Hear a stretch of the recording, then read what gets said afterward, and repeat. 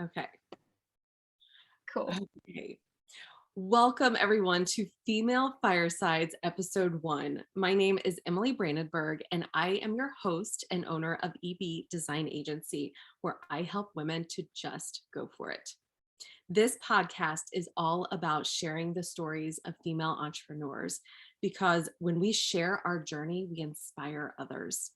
My very first guest today is Ema, who is owner of My Magical Element, and she helps people find clarity to transform their lives. And she is also just beginning her journey and transition into a digital nomad life, just like myself. So I am very excited to have her on today. Ema, welcome. Thank you so much for joining me.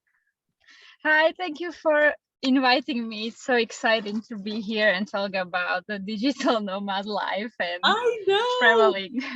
I know. It's because I feel like we kind of started this journey together and I cannot wait to get into that. But before we get started, so I typically do some like 3 fun questions if you are down for that to start. Yeah, sure. Okay.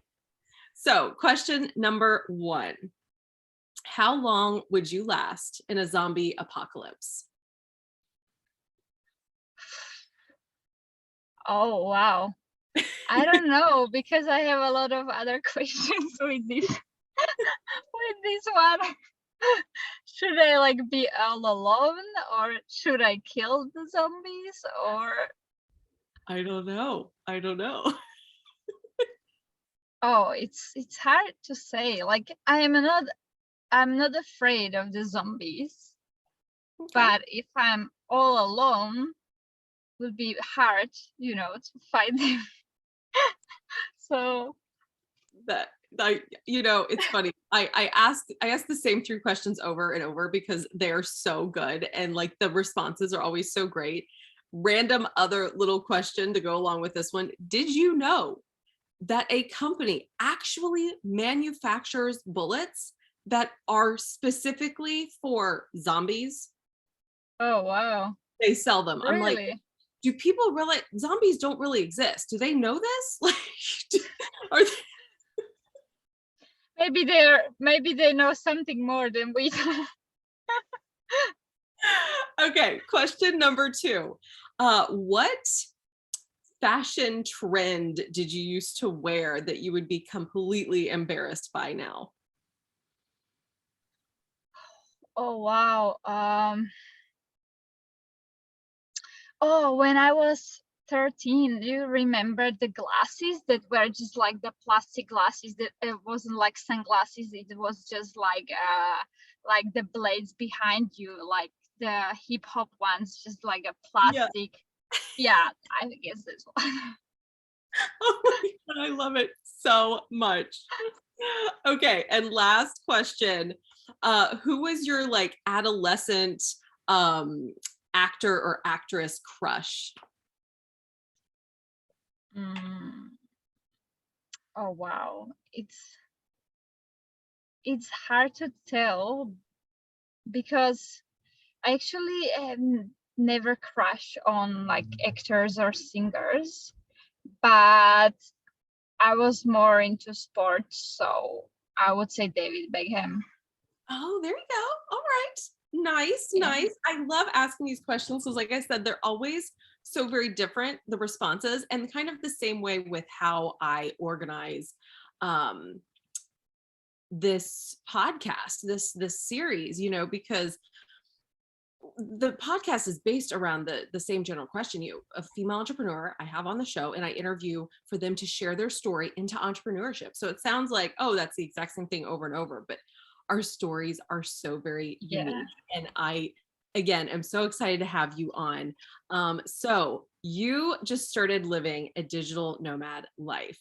So so tell us a little bit first about your business and kind of Yeah. when you started it, what it's all about, and what made you decide that you wanted to start living a digital nomad life.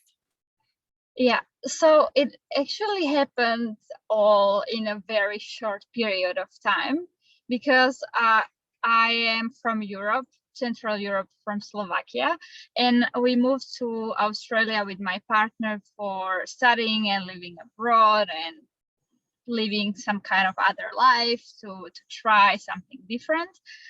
And since then, I was like, okay, but what I want to do with my life and what's going to happen, and I didn't have any clarity. So after first maybe year or maybe 2 years, I went into personal development and I started to see things that, okay, I don't want to live for someone else and live the same year twice, and or same year all years the same.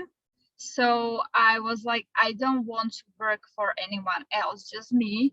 And I wanted to have the freedom to say, okay, I want to be 1 month in Australia, another month in Alaska, that it will be possible for me to actually do it. And also, I liked the freedom, even if with the clothes or how you look, that I didn't like the type of work where you should have like the uniform and you should wear some suits and shirts and skirts and heels. And I was like, I don't want to do that. And I felt like I can't fit in the whole normal world as my family and friends are all programmed to live in. And I was like, I don't want to do that. Like, I like tattoos and I like some funky t-shirts, and I don't want to look like a clown for sure, but the freedom of having your own choice what you want to wear in what you feel actually good was really important for me. And I couldn't bear with the 9 to 5 jobs where you should wear high heels and skirt and shirt. Like, I don't have anything against it if someone really enjoys it, but it wasn't for me. So I felt really lost. And then I started to find ways how I can be my own boss and to choose the place where I want to work. So I went really in deep personal work and spiritual work and everything. I break every patterns and programs that I had and just retransform my whole mindset and life. And since then, when I did it, I actually had no clue. But as I started to work on myself, everything seemed clear and clear, and I started to see the path. So suddenly I was somewhere where I could earn, and I actually was living what I wanted. And I was like, oh, wow, I actually did it. And then I realized if I did it, I can help other people to do it as well, because I know how I was lost and I didn't know anything, like where, in which direction I can go. And suddenly in short period of time, I could actually earn money online from internet, and I could travel around the Australia that I actually wanted. So that's all how it began. And here we Oh, are. that's so amazing. I relate so much to the fact that you said, you know, the 9 to 5 hustle and like the work dress code and all that is great for someone who, if they enjoy that. But like, no, I'm right there with you. I remember my last job that I had. I remember sitting in my office. I was a technology support manager for a school district in Cincinnati, Ohio. My Oh, dog. wow. And I was a entirely a technology support manager for a school district, and I was sitting there in my office looking out the window, and I was like, oh my god, I am miserable. I am completely miserable. I don't want to be here. I hate this 9 to 5 stuff. I am literally stuck here. I had no work to do at all.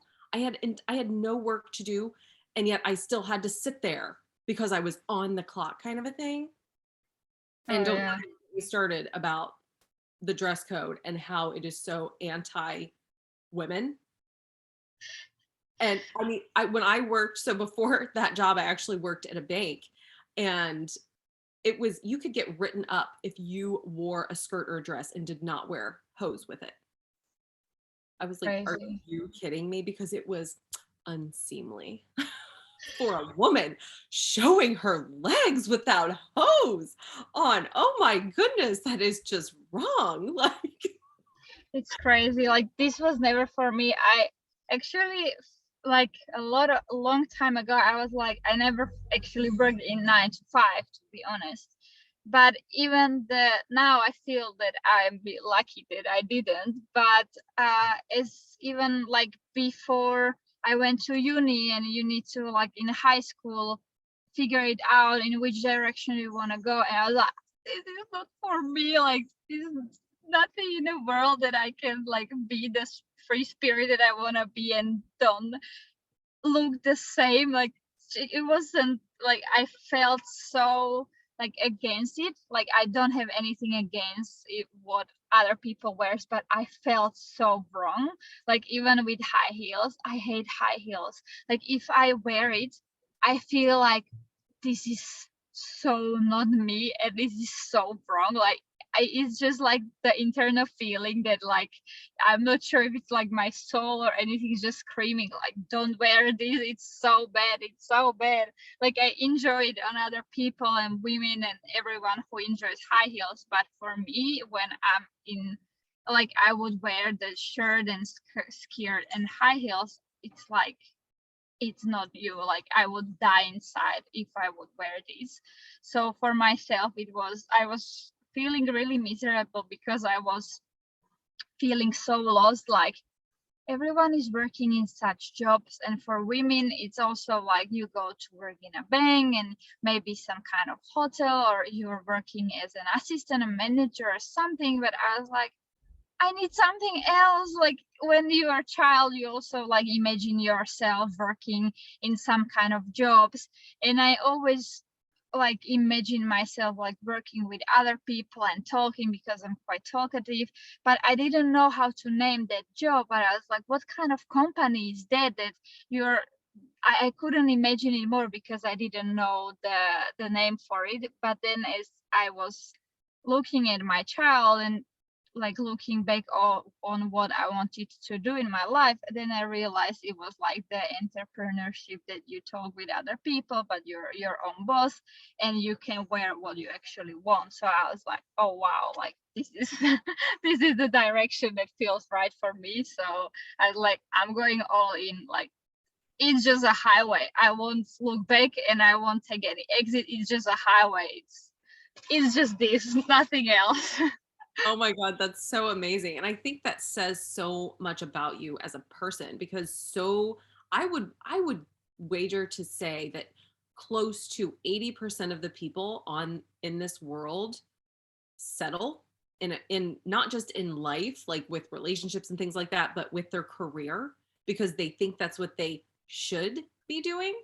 And so I think that says a lot about you that you knew immediately, like, this is not for me. Like, it was like your soul was saying, like, when you put on high heels, hard stop, this is not who I am, kind of a thing. And I love that because that shows how, tuned into yourself you are. And that right there is the key, having that foundation, because a lot of times that's difficult for people to tap into. They've got so many other voices around them. There's so much chaos going on around them about what their family thinks and their friends think and their partner thinks and this and that. And so sometimes it drowns out what we know to be true. And so I think that's Yeah. amazing because I've gone on a similar journey with just knowing, I didn't always know what I should be doing, but I most definitely knew what I did not want to do. Yeah. Yeah. Same. I always knew what just felt awful and wrong. I'm like, no, I don't want to go this way. I want to go this other direction, like completely opposite kind of a thing. Um, and so I think that's great that you were just like, I'm done. I'm all in. Because, you said free spirit, and I so relate to that because I like life is not meant to be lived the way that the majority of the world is living. I mean, when you think about Yeah. kids grow up in school and they're forced to sit inside classrooms like all day long, and they're only allowed to go outside at a certain time, and it's really setting them up for this adult life where it's the exact same thing. You go to the office Monday through Friday and you sit inside your cubicle or your office or wherever it is you work, and then all of a sudden you get your weekends, and then it's just this vicious cycle, and that's your life. And life is Yeah. meant to be so much more than just working to live. Yeah, like I was thinking this since I was in high school, because like I'm 25, so I still feel fresh when like 3 or 4 years ago, I finished my bachelor in uni, and then I immediately moved to Australia. So it's still quite fresh, the feelings and everything that I had. And for me, it was always like, when I was 16, I went, when I was in high school, I went to exchange program for 10 months to Brazil, where I live actually by myself. And you need to learn the culture, the language, you live in other families. So you have really completely different experience than what you used to have back at your home in your comfort zone. And when I came back from it, I was in my graduation year in high school. So you had to know from what subjects are you graduating, and in where are you going to apply for uni. And I was like, I don't know, like I just want to travel. Like I was traveling, having fun, and I don't want to, like now think about careers and what I should do for the rest of my lives. As in a high school, they explained it this way, and like give you the fear that you should choose now, well, because then it's late in your life. And I was like, no. So I was always like free spirited since I was child, and I wanted to do totally different careers that anyone wanted to do. I love Lara Croft, and I wanted to be like an Egypt, ancient Egypt. And I was playing as an like archaeologist back in my room, and I was reading all the Egyptian stuff, and I was rewriting it in my notebook, and I was redrawing it, and I wanted to be like a Lara Croft or archaeologist. Like you go, and I love the movie Mummy. I was like, this is my life. Like I want to do that. But like my family had a different thoughts on the things. Like, what do you want to do as an archaeologist? And you're from Slovakia. You never go to Egypt to do, all these things like it's for other people. So I was like, well, I don't know. So I have to choose something else. And I like psychology and talk with people about their problems and the thoughts that they are having. And they were like, no, you shouldn't be psychologist. Like, what is that career? Like, even psychologists have their own problems. You should find something else. So I was like, I don't know.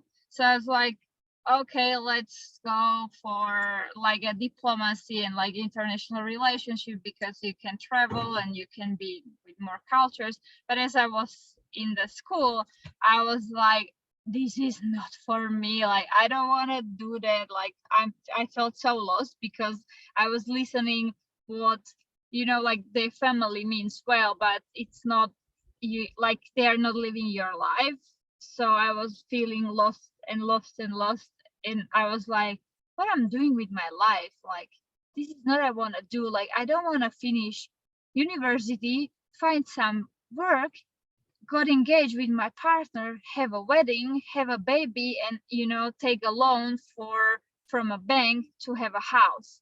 And I was like, and then you have to pay for the loan, so you have to work and work and work and work and pray that you won't get injured, so you can pay for it. And I was like, this is not living, this is surviving. Like I don't want to live in this way. And you see it everywhere around you, and you just start thinking like, is this a life? Like I don't feel this should be a life. Like, but everyone is living it, so you're just confused. So with my partner, we were like, we felt it the same way. So we were like, okay, like we should go to see the world, to travel somewhere else, to see other culture, and then we will figure it out. Like it's good to not plan everything ahead, because I wanted everything to be planned. And then I realized, as I wasn't planning and I was just in the present moment, it helped me to get where I actually wanted without the plans. So I was like, let's do this. Like, just take the leap, big leap to the unknown, and just let's do it. That's so amazing. I'm like, I could not believe that you talked about archaeology like that, because when I was 5 years old, I found an Indian artifact in the woods behind my house. I grew up in Ohio in the United States, and I was just like, okay, that's it. I'm 5 years old. I'm like, I want to be an archaeologist. And I went to school for it. My degree was in archaeology and classics, and I wanted to go into classical archaeology, but Egyptology, the mummy was my jam. I loved the mummy, Yeah. Lara Croft. Like those movies were just so amazing. I can what is that this is terrible that I cannot think of the name of the series of movies of like archaeological treasure with that famous actor. I cannot believe I cannot remember. Indiana Jones? Yes. Yes. Cannot believe that escaped me. But so Indiana Jones, like when he went, they were in Jordan. I can't remember which movie this was, but they walking through these canyons and Petra was in front of them. I did not realize until I researched it, because I would learn about these things. I would watch documentaries and I would go to the library and research like the Mayans, and I would research the Bedouins, and I would research all these, Yeah. people, because I thought it was just fascinating. I did not realize that Petra was an actual place. And when I found that out, when I went to the library to research, I was blown away that places like that in the world existed. And it was like, from that moment forward, I was like, travel has to be a part of my life, because Yeah. that's what lights me up. And I get kind of irritated because there are some people who get kind of haughty about like, oh, you're traveling kind of a thing. I don't know if you've gotten that from anyone yet. And they're like, well, I don't want to have a life that I need to have a vacation from. And I'm like, what? I don't know if you've experienced that yet, but it's like, I'm not taking a vacation from my life. It's like I'm traveling because I want to experience life. I want to Yeah. experience life that's outside of what I know, that's different than how I was raised and the things that, I was taught and stuff like that. Like I want to experience new places and new people and learn from all these different cultures, rather than just, I mean, I know people who have never like left the county that they were born in Ohio. Like they've never. Yeah, like in Slovakia is very similar, because it's not that people are so like adventurous like a lot of people now are, but let's say like even my parents' generation, it wasn't that thing, because they they actually had it quite hard, because it was like a Soviet Union and then communism, and it wasn't easy to, let's say, go to like, oh, let's go and experience an Amazon. No, you couldn't. You didn't get the pass to travel. You could like travel in some countries in Europe that the communists would approve. So it wasn't that easy for them to travel or to live the life they actually wanted. But then after it fell and we were like democratic country, it was easier for a lot of people, and I know a lot of people are doing it, but still like it's not that people understand that you can work online from anywhere in the world, and you can actually travel and live in one place and then live in another place, because they feel that they should have the anchor. You have your house and you have your family and you have your job and your car, and once or twice a year you go on a vacation. Was like the normal life that people are used to. So for even like my mom was like, so you left Sydney and you were traveling and she just can't comprehend that you can actually live like this and you can earn on your way because you work from your laptop. So Yeah, yeah, I mean, it's a it's quite different for them to understand. And also when you were taught that you should have some kind of house in a certain age and a car and maybe settle down and start a family, so it's hard for them to understand it. Like now it's better. Like I don't want to say that people there are not traveling at all. They are, and a lot of people are traveling, but like it's, I guess it's the majority of people are having these kind of thoughts that you should be settled down and have some job and security. And it's different when you say like, okay, so we live in a car and we travel around Australia, and maybe after that we will go to Bali or Sri Lanka, you know. So they are like, what, how, why, when you settle, when you buy house, what you're gonna do with your life? And you're like, I'm living my life, like to have the you know, like house and everything,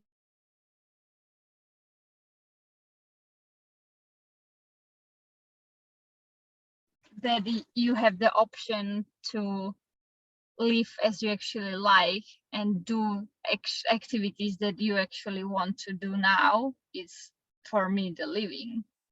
Yeah. Yeah. No, I love that. And like when we really think about it, this is the first time in the history of the world that people are able to work like this because of the internet, because of being able to connect to literally, like, as you know, with an internet connection, you can connect to people from all over the world. So this is the first time in the history of the world that that's a thing. So it absolutely, I couldn't agree more with you that it's, you know, there, it's such a different idea. And so people, particularly the older generation who, you know, are used to, you know, it went in order. They went to school, they graduated, they got married, they usually met their love in school, they got married, they bought the house, and then they had the kids, and they did it in that order. And if you didn't do things in that order, it was like, what are you, you're doing what?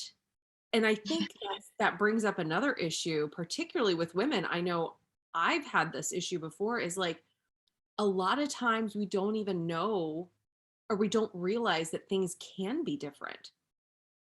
You know, we get stuck in this cycle because we see everyone in our circle, all of our family members living this exact same way. So we just grow up thinking, okay, this is how you live, until we start seeing other women doing things differently and paving that way. And so that's why I think, like, I love this podcast so much, because the more we share these stories, the more we're going to inspire other women to go Yeah. after whatever it is that they want to go after. And that just lights me up like so much. So I want to ask you, so you're obviously traveling around. So what is your digital nomad situation like? So I've been staying in Airbnbs for a month at a time to get the discount.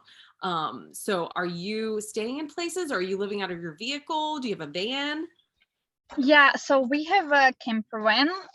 It's not, it's one of the like smaller ones, not a bigger one, because it's like our first time of this nomad thing. So we didn't want it a really big car.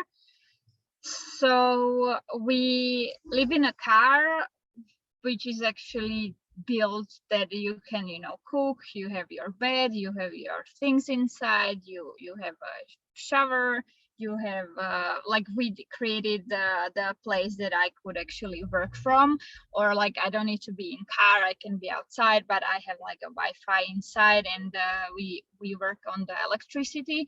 So uh, for me, it's like we stay in some place, and when I need to work, like we find some place where it's like a good internet connection, because, or like a signal, I would say, because some places in Australia are not very well equipped with a signal. So I try always to find place where I can have a fully Wi-Fi and that I can work normally from inside of the car, or when it's too hot outside. But it's good about Australia that you have a lot of parks in here and a lot of seating, so you can actually work from there. So you just sit and it's all, you know, covered, and you can be there. And I'm near my car, so I have the Wi-Fi connection pretty good. So that's how we work. Like if there are days that I am working, and then we.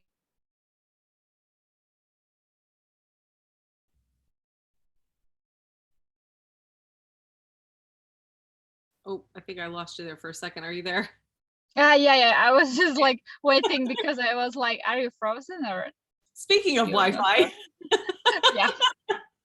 you know, it's funny because like obviously with both of what we do, I don't know how much client work that you have. I have a very full client roster. And so Wi-Fi was like my biggest concern. And I manage a lot of websites for clients. So not even just like any Wi-Fi, but like secure Wi-Fi. So I have to have like my VPN and all of that, which can sometimes make Wi-Fi a little bit slower, which, as I'm sure you've experienced, not all Wi-Fi is created equal. Yeah.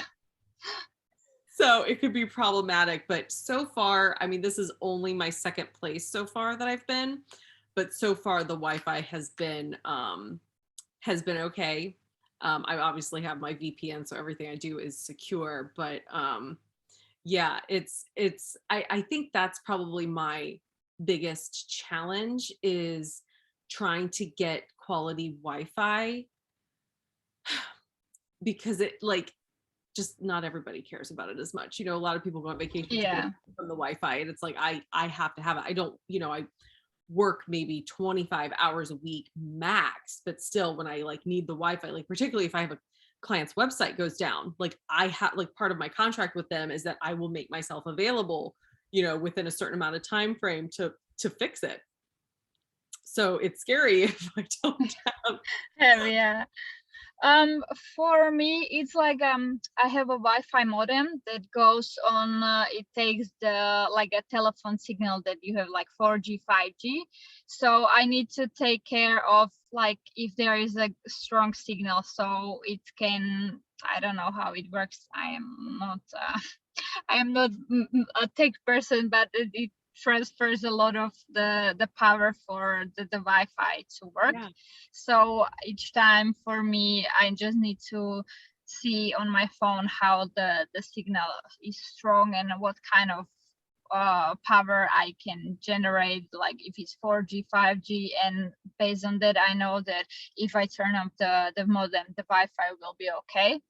But yeah, it's like I need to replan it like let's say 3 days fully, so we are staying where the signal is, like charge our phones where, and we have a solar panel that you can put on a car, and it's like a foldable, and it's good that it's sunny in Australia most of the year, so you just put it in and it will charge your battery that is charging the electricity, so we can be like all day and working and do our stuff on laptops, and then we will go and move to some other place. But what is quite challenging is when you're driving on some highways, you lost signals sometimes. So it was hard, like I'm doing one program and I wanted to be on a live call and actually listen, but it was always like going down. It's like no signal, and it's like just the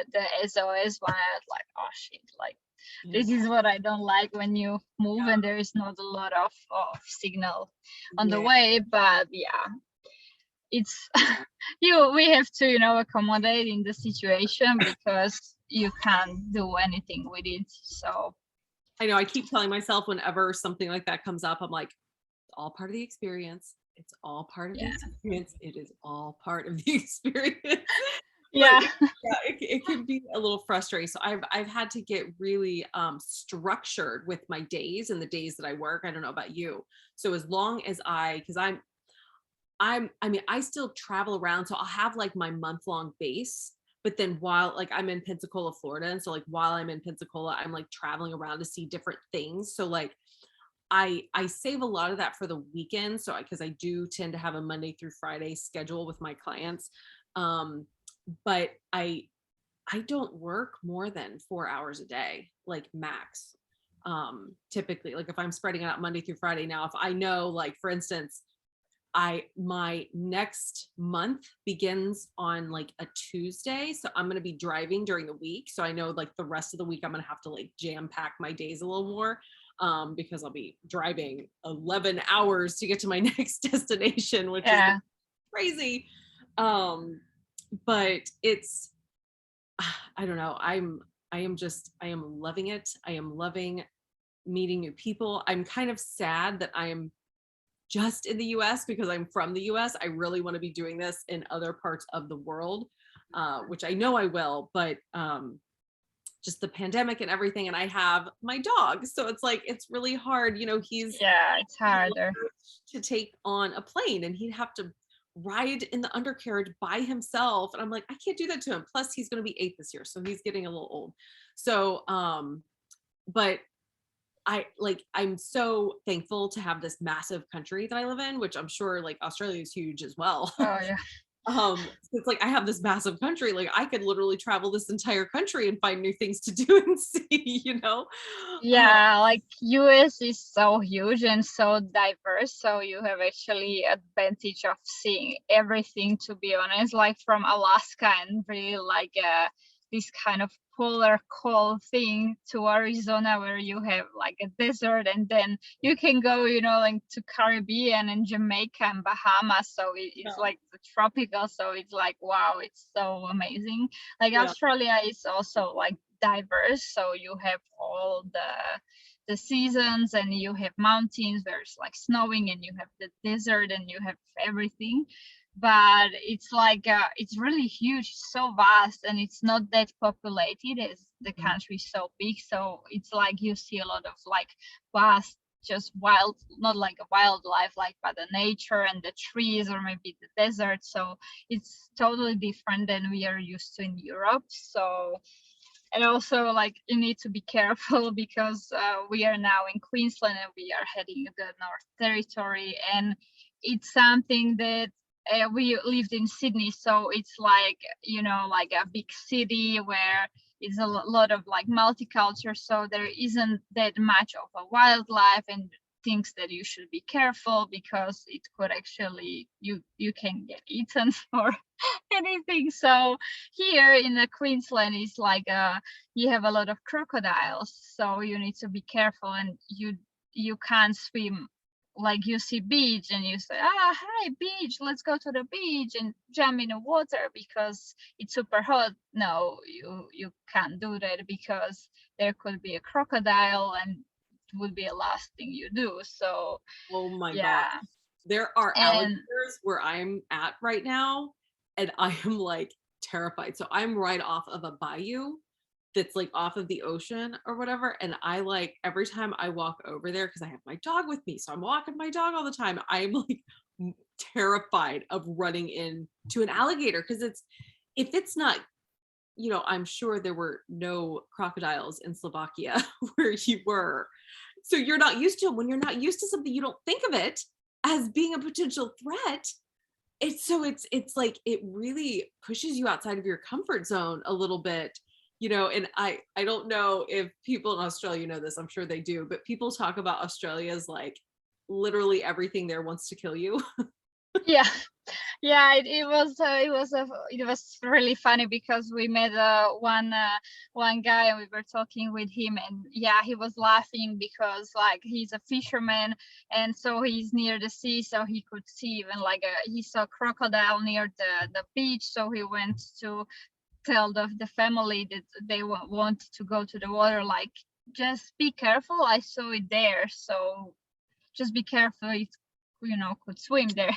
She's running away, Yeah. laughing because it's like, yeah, in Australia, so, and in the now it's like a summertime, so you have in the water, you have like stingers which are really bad, and it could actually kill you if you have some medical issues. So you can't even see them, so if you're going to the water, you need to have like a full stinger suit so you're protected. And then you have crocodiles, so you need to be careful where you're going to water because the crocodile are amazing with the masking, so you couldn't see 4 meter crocodile in a half meter of water, and it's there. We went to a few, like not the show, but it's like a crocodile farm when they are like showing you how the crocodiles are in their natural habitat, and they just like gave them like the chicken wing, and it was just like bam, and that's it, and you couldn't see the crocodile in the water, and you were looking directly at them but you couldn't see. So yeah, you have here a saltwater crocodile, which could be also in a salt water and in the creeks, and then you have sharks, but yeah, I think sharks now are not even the threat because of the crocodiles and stingers. And then inland, you have to be careful because in Australia you have 25 or 21 of 25 venomous snakes are living in Australia. And so it's really crazy, and also spiders. But I guess like spiders are the least thing to be worried about, actually. So yeah, it is a right to be really careful, and as we are heading also to the north, it's even more not dangerous, but you should be cautious when you're, going to places where the wildlife is really Yeah. abundant. Yeah, no, and I think So you and I are on the same page. Like we both like to do adventurous type of things. Like hiking is such a passion for me. I too I went to a state park, and it wasn't like there were just alligators there in the wild. And the guy told me, he's like, if you go out on this lookout deck and you were safe, you're up on like this deck, like 20 feet above the water. So like they couldn't get to you. But he's like, if you go out there, you might be able to see a gator. And because they call them gators here, because it's the Southern accent thing. And I walked out there, and I kid you not, within 5 minutes, and I was with my dog, within 5 minutes, there was a gator popping his head up out of the water. And I was like, oh my God, there he is. He's looking at me. Maybe he's looking at Red. I don't know, but he's hungry. He's thinking that he's going to get a snack. But they don't go in the saltwater here. So that is different. They only go into like well, I guess I shouldn't say the saltwater. I don't know how much saltwater is in like the bayous and the riverways that dump into the oceans. I think it's more freshwater, but they're not really in the saltwater here. So it's relatively safe here, I think. yeah, But so that's it's crazy. crazy, yeah, because here you have also like a freshwater crocodile and saltwater crocodile that they can actually swim. And we saw, it was in like Western Australia. We saw like a one drone footage where it was like two sharks swimming and the crocodile near them, and we were like, oh my God, like this is crazy stuff. Like it's amazing that you can see the wildlife. It's so abundant, and I really love that here it's so much that you can see so many animals, even from bugs, birds, anything that it's living here in this like vast wildlife that they have. But it's like you should be really careful where you want to step, because it's like their natural habitat, so you don't want to disturb them, but you still want to be alive. So Yeah, it's no, it's I would say crazy. Like I would love to see like the crocodile in the natural habitat, not just in some kind of like a conservation or zoo, but then like to be a buff. So he couldn't get me, because the how the crocodile is such an amazing animal for me, and is like so intelligent and really like sneaky, I would say, because they know how to get into your mind. And they just like once we were in the croc farm, where they also have like the crocodiles that they are taking care of, and they are showing how the crocodiles live and why you should be careful. And he was saying like you shouldn't climb a tree when you see a crocodile. You don't run zigzag, because crocodile could be quite fast, so you just run just straight and as fast as you can. But don't climb a tree, because if you climb a tree and crocodiles get under the tree, he can stay there, and he could be like 2 weeks without a food, because they don't eat that much. But if you're there, he knows that you need to eat and drink way earlier than he does, so he just could stay there and just wait for you as the prey. So was crazy to learn about the crocodiles, like how amazing they are and strong, and how they even on the tail they could jump out of the water, like with the tail. So, and they are huge. So wow.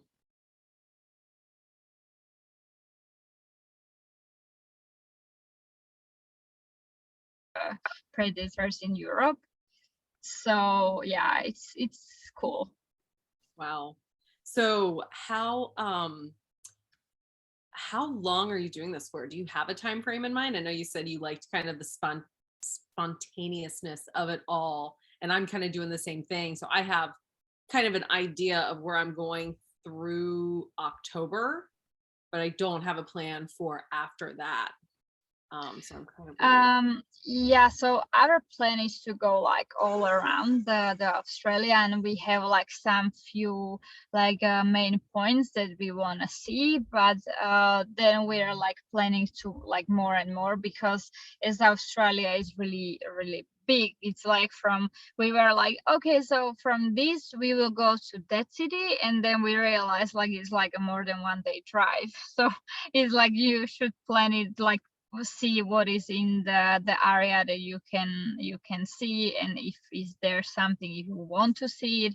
So we are planning it like have some smaller stops that we want to go, and it's like maybe like 3 hours drive, and we stay there and we see if we like it. So we don't have like a time frame like set. So if we like one town, we will stay there as much as we want because we enjoy it. So you just Oh, I be love that. there and just have we really enjoy Gold Coast, so we stayed in Gold Coast maybe for a week, and it was like it's good to like a bit settle, and so suddenly you start to know like, okay, so if you turn right there is this, and if you turn left it's there, so you Yeah. start to know where the things are. Yeah. But then we were like, okay, let's move to another part. So this, for us, it's like if we like some place, we stay there as long as we enjoy it, and if not, we just move to another place. So Oh, that's so yeah. cool. That's so cool. I'm kind of so I didn't have a vehicle that I could really live in or a camper or anything like that. I would love that. Like that's like a dream of mine to have like a camper because I feel like it's just cheaper all around than staying in Airbnbs. But I was very lucky to find Airbnbs that were all less than my expenses when I was renting. Um, Yeah. so I'm like, as long as I stay like within, that budget, I'm okay. But Airbnbs can get expensive. They do offer like that month-long discount, which I like because it does give me, I didn't like, I want to see so many things, but I also want to experience the place a little bit. Like you said, like you start to get like, oh, to go left here, and what place is on the corner, and this place has really great salads or something. And I like that. And so I was like, okay, 1 month is a nice round time, I feel like, to stay in a place to kind of get a feel for the culture of it, the people, the food, and things like that. And this is only my second month. I feel like I'm going to be extremely sad to leave Pensacola. Um, but I'm very excited for my next destination, which is always fun because you're always like, it's like you're always looking forward to the next place. Yeah. So is there any last wisdom you would like to impart on anyone listening to this who is maybe the you like 5 years ago who is wanting to live this kind of a life and doesn't realize that they can? Oh, I would say to not use the phrase when I will da da da, then I will do it, and just do it now. Because if you use the when phrase, you're still, like pushing it in a future, and it's still in the future realms and not in your presence. So just take it from the future to the present and start living it. I love Because this was like what we were like, yeah, we will travel, but still it was, in a future, as I said, future realms, that we were like, yeah, it's there, we will, it's there. it. But then in the present, you're still doing what actually you don't want to do. So then we were like, okay, like let's take the power back to us and start doing it now. Like it's the time right now. Like you live in the present, so do what you want to do right now and not wait when something, because it's always something. Absolutely. And, you know, another thing I'd like to add to that is you can have any life that you want. You can create any reality that you want. And if you don't believe that you can, stop right there because you 100% can. And I'll be, Yeah. as I go through this, I'll be sharing more of my journey and how I decided to kind of do what I'm doing and the preparation that it took to get there. But like, I mean, how many times you hear people say it, if I can do it, you can do it. It is so true. It is so true. There is nothing outside of the realm. Like we are limitless beings. There's nothing we can't achieve. There's nothing we can't do, period. Like there's no question about that. So if you are excited about something and there's something that you want to do with your life or your career or anything else, there's a reason that that excites you. There's a reason. That's your passion and that's what you need to go after. And I just can't thank you enough, Emma, for being on my very first podcast episode. And I hope Oh, everyone listening enjoyed it. Again, thank you so very much. And I will put all of Emma's information in this episode so you can continue following her journey all across Australia. I know I absolutely love seeing her posts and seeing where she will end up next. So again, thank you, Emma. thank you so much for inviting me. It was amazing to talk about other travelers' life and to share the experiences because it's always really great and inspirational to go for it. So thank you so Absolutely. much. Thank you.